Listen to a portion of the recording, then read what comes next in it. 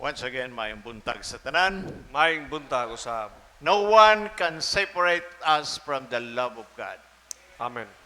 Gamay nga ulan, bagyo, kinahanglan ibutang nato na sa atong tagsatag sa kahuna-huna. Makita nato ang kalibutan karon nga naa sa kabalaka. People are confused. Those sa mga tao nga magsalig sa Ginoo. Most especially men. Mangutana sa koglingon. Sa baka ko, lalaki o babae? Kano makita nimo ang panahon nga bisan pa ang mga sitwasyon nato. Well, we admit things nga naay kahuyangon. Pero kung gubaon na to ang prinsipyo sa Ginoo, magpa-opera ka, mag-change sex ka, usahay ang mga parents ni ana nga area, mo-okay na lang kay ilang anak nagsuporta Manila. Usahay ni mga ginikanan, mga tapulan. Maghulat lang og olibyo sa ilang tagsa-tagsa ka anak, miski ang gihimo dili na prinsipyo sa Ginoo. And ask themselves, how can we survive, especially men today? Ang atong presidente, Ferdinand Marcos Jr., naningkamot siya ang atong ekonomiya sa atong nasod mutaas. But most of the people sa atong nasod nagihapon sa pagka walay pulos and also failure nga naata sa gitawag nga third world country nga wala tay mahimo kun dili mangutang na lang perbe. There is a change of character. Dapat ang lalaki o babae o sa atong mga anak. We have some question, especially young people. Kamo mga butanon na imoy question, unsa na lang ang akong future? Og mutubag ang kuban nga wider-wider lang. Kung asa ko makapabor, dito ko. Na mga tao nga ingana, kung asa makapabor, dito lang yun sila mo adto. Usahay nakalimutan kung kinsa ta. We are created in the image of God. Kung asa tagikan, no? Dili nato mag-agaw ang mga gorilya o mga amo. Kaya ginatudlo gihapon na, ngagikan ta diha. Liwat mo dito, gusto ninyo manliwat mo dito? Di kita. Where we came from, timan ini, God created us. Gihimo ta sa Ginoo sama sa iyang hulagway. The Bible tells us that binuhat sa Ginoo, babae ug lalaki, sama sa iyang dagway. Babae og unsa man, lalaki. Nabay tunga-tunga ana? Wala. But most of us, wala ta mo tog unsa ang gisulti sa Biblia. Usahay mo katawa ta nga wala ta mo tuo. Ang reasoning sometimes moingon ta nga nganong pobre man ko. Nganong masakiton man ko. Nganong wala ko maka-eskwela. Nganong sila man akong ginikanan. Bisag unsay akong himuon, dili ko makita og trabaho.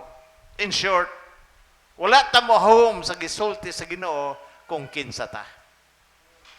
Amen ba ta na? Amen. Created in the image of God. Boy, nituo ta kung unsa ang gisulti sa kalibutan kanato, pobre ka. Inyong kagikan pobre, wala mo'y pulos, dili na gyud mo asinso. Pero dili na maong gisulti sa Bible sa tagsa nato. Created in the image of God. Still, kana nga imahin na ana sa ato. Still, gamhana na nagagahom nga gihatag sa Ginoo. Wala na mawala na ana sulod sa atong kasing-kasing. Wala na makagawas. But we should fit in, muhaom ta sa giingon sa Ginoo kanato. We wonder sometimes, once we break the principles of God, diha ang atong magsugod ang atong sitwasyon. O kasahi kanunay na ako nagisulti nga madungog nako ang Pilipinas pobre. 3 years ago, 4 years ago, we have 7 billionaires nga tag Pilipinas. Will known is katibok kalibutan. Karon taas na kayo ni. Siguro na nata sa gitawag na to nga pulo ka billionaires. And we are number 3 or number 4 in natural resources sa kalibutan. How come we believe that we are still poor? Ngano mo to, man nga pobre gihapon ta. Gusto ni sa uban nga magpadayon nga pobre ta, nga sila madato. Our heart have the image that we are poor. Success in life is our choice as men. Pagpili ka. O sa may gusto, pobre o hayahay. Hayahay yun. Pero nang paghayahay, dili tanang panahon nga hayahay nga wala tayo problema. The more nga mudot-dot ka sa Ginoo, the more a lot of problems we can face. The more that God really can solve us. Daghang kay ta mga sitwasyon, pero yung sa ang kiingon sa gospel na to, karong kabuntagon. Verse 28, Duol kamo kanako, kamong tanan nga gikapuyan o gibugatan sa inyong gipas-an o papahulayon ko kamo. This is the very word of Jesus. Dili ni pahulay nga mamatay ta. But God rest. Maayo nga pagpahulay that God will really supply our needs. Mutanaw mo dahil ta sa kalibutan. Mutanaw tayo dahil sa laing tao. How about looking to God? Tanaw ta sa Ginoo. Nga dili ta madala kung unsa ang sugyot sa kalibutan sa atong kinabuhi. Hosea chapter 4 verse 6, it says, My people perish for lack of knowledge. Naa sa Biblia, unsao na to pag-asinso, unsao na to pagdawat sa kaayo sa Ginoo, unsao na to ang good rest nga gihatag sa Ginoo, nga ihatag na to ang tanan diha kaniya. What can we do if we are in the image of God? Kung naa sa ato ang hulagway sa Ginoo, unsa pa ang atong gihulat sa hulagway sa Ginoo sa atong kinabuhi. Sige lang tag-ingon nga, pobre ko. Wala ko'y sapi. But the image of God is always there. Naa kanunay sa atong tagsatag sa kauna-una ang image hulagway sa Ginoo kanato. Now, in Romans chapter 12 verse 1 and 2, sani ka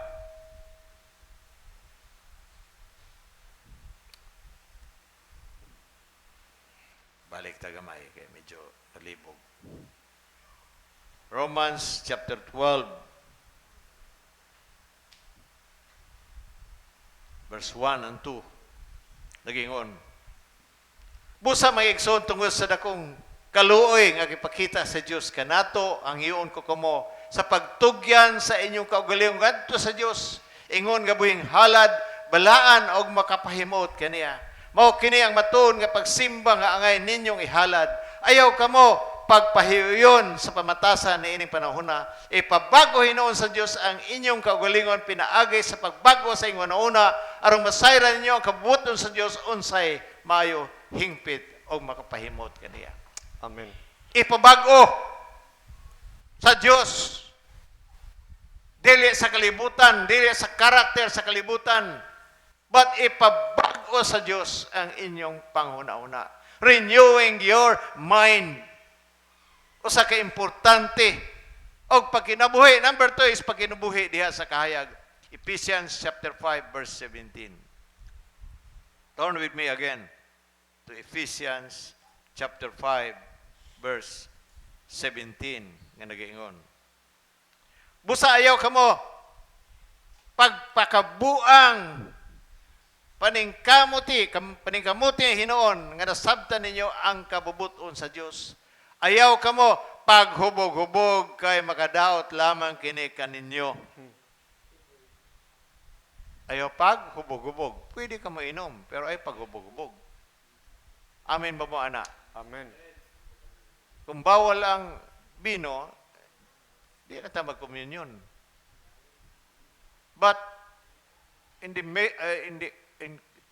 sa kasal dito sa Cana, gihimo na sa Ginoo.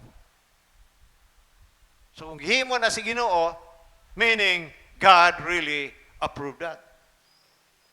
Ayaw ka mo paghubog-hubog kay makadaot lamang kini kaninyo. Tingnan yung tapad. Ayaw paghubog-hubog. Babaeng lalaki. Ayaw ka mo paghubog-hubog kay makadaot lamang kini. Tinguhaa ninyo nga pumuno ka mo sa Espiritu. Usay daghang kaya itong mga problema, mag-inom. Nabuwagan ng uyab, hubog-hubog na yun. Tumiaging adlaw, naigilubong. Duha ka buok. Gibuwagan sa uyab, sa akong nadungog. Naghikog. Motor ba to? Basta sa akong nadungog, naghikog.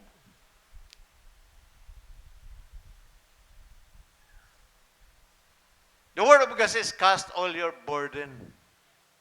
Tama mga estudyante, iba ko sa uban diri nga maglisod mo, di mo maka-eskwela. Why God doesn't answer your prayer? Because you are not casting, wala ni mo ihatag sa iya. Lord, bahala ka na nako, Ginoo, kung sa imong kabubuton bahin sa akong pag-eskwela. Nya imo sa bawion, unsaon ako pag-eskwela ani lisod man kaayo.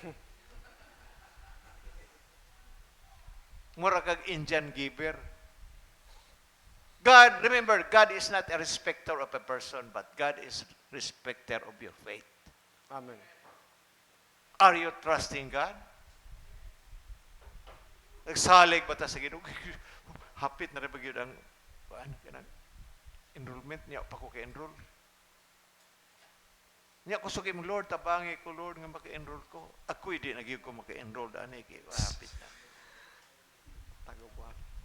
You just nullifying. Ginulipay lang nimo ang imo gisulti, imo ra sang gibawi.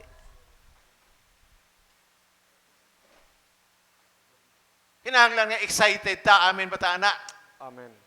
Sa atong pagsimba o sa mga mirakulo nga moabot nato. Amen ba ta, anak? Amen. Ako bisag first Sunday man ako dito sa napuyo ko sa anakan. First Sunday, no? Ikaduha. Kaduha. Kaduha. Sikan.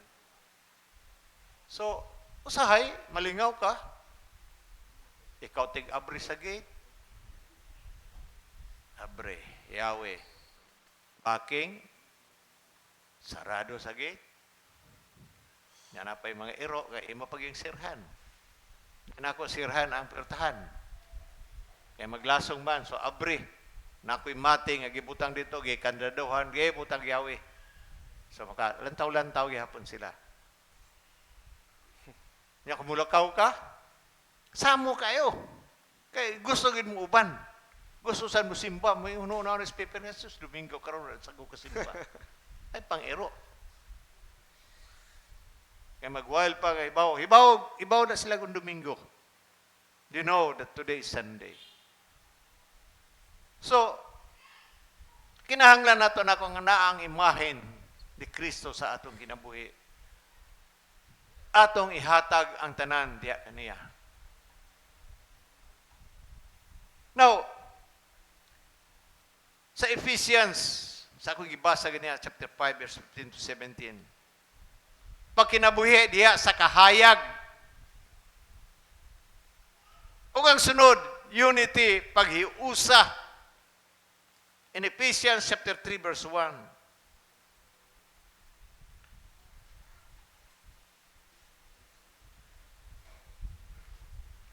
busa tungod ni ini, ako, si Pablo, nga binilanggo ni Kristo Jesus tungod kaninyo sa mga dili Hudyo, magampo sa Dios sa walay duha-duha, makadungog kamo nga ang Dios maghatag kanako ni ining buluhaton sa pagwali sa iyang grasya alang kaninyo. Gusto ni Pablo nga naay paghiusa. Ug usab sa bana ug asawa, Ephesians chapter 5 verse 21.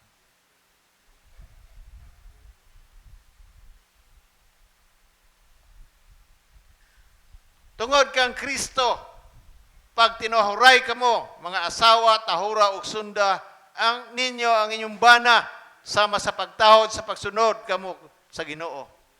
Kay ang bana mao ang ulo sa iyang asawa, ingon nga si Kristo may ulo sa simbahan. Mismo mao ang manluluwa sa simbahan, nga mao ang iyang lawas, busa kinahanglan nga mosunod ang mga asawa sa ilang bana, ingon nga ang simbahan nagtahod sa pagsunod kang Kristo. Lisod naman mga babae karon, magbuot na mag-ila. Labi na kung sila'y makatrabaho, abog to ang lalaki. Dos kamunggay. Siya na may alas. Ang asawa na may alas. Ang lalaki, dos kamunggay. So makita nato usahay nga ang image sa Ginoo, miski sa telebisyon makita nato nga siya nang laba, siya nagluto, pininsinga dito sa kusina. Pero sige mo sa asawa, nagpamanicure lang. Kaya rin gwapo tanawon. This is for what we call tambag sa bana o asawa. Now, mga anak, wala exempted, Ephesians chapter 6, verse 1 to 3.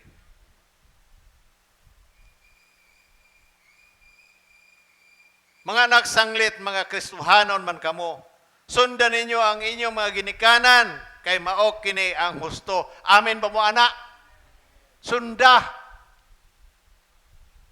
Wala mingon ang Bible nga, kung makaangay ka, ayahan mo sundon. Kaya mo maning rason, kanunay. Kaya naguna-una sila nga, mas bright pa sila sa ilang ginikanan. Kay mao kini ang husto. Amen ba ta, anak? Amen. Hello, mga batanon. Amen ba ta, anak?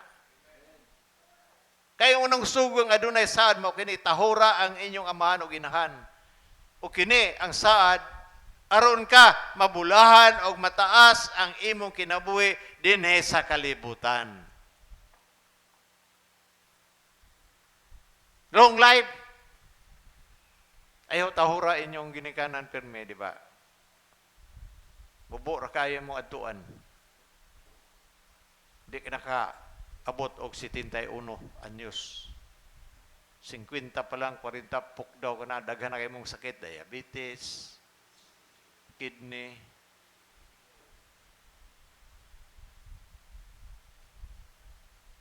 Paayok kong sakinan sa gahapon bago ko ni uli sanakan.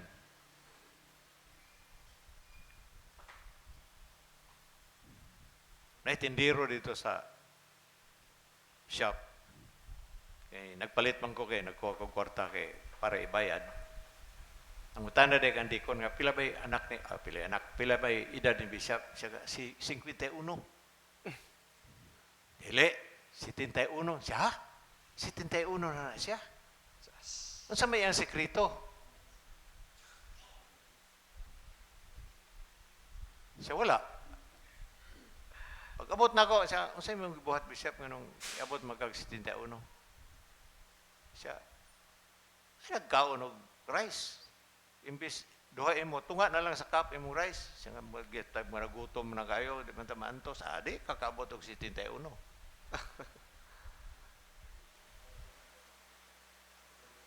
Kasi daghan naman sakit. Nayang heart, nayang sapato. Pero may malagi mong lawas. Nga, may lawas lang ni Bishop, pero guba na may ilalo man eh. Pero nun, ampun alas Ginoo. Now next is, regarding sa mga batanon, turn with me again to Proverbs chapter 3. Panultihon. Chapter 3, verse 1. Anak, ayaw kalimti ang gitudlo ko kaninyo. Hinumdumi kanunay ang gibuhat ko kanimo. Makahatag kanimog taas o mauswagon nga kinabuhi. Ang akong gitudlo kanimo ay gayod isalikway ang mga pagkabuutan o pagkamatinmanon. Ikwintas kini sa imong liog o isulat sa imong kasing-kasing. Kung buhaton mo kini, malipay kanimo ang Ginoo o ang tao makabaton kag maayong panabot. Amin ba ta, ana? Malipay ang Ginoo. This is where we need really duol ta sa Ginoo.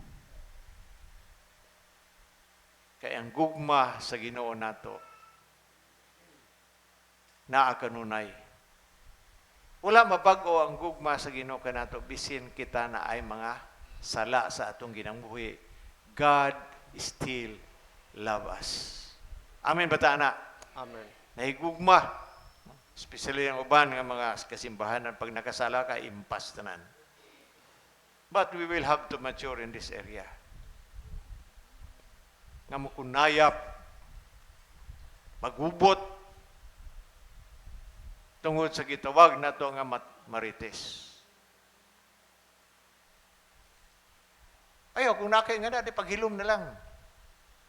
Ayaw nagubuta ang usa ka pamilya. Amin ba ta, ana? Amen. Gusto mo gina ito gubot?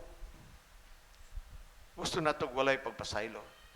So we need, again, prayer, praise and worship, and our communication with God.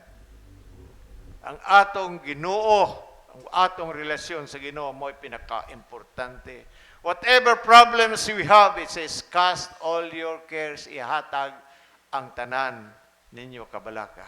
Fear, ang kahadlok maabot na anytime. Dili na to na mapugngan. But we have our God na atay Ginoo. Nga mo, sangga niini ug mutabang kanato sa tagsa-tagsa nato kaginabuhi. God will make a way where there seems to be no way. He works in ways we cannot see. Mao ka ang ebanghelyo sa ngalan sa Mahan ug sa Anak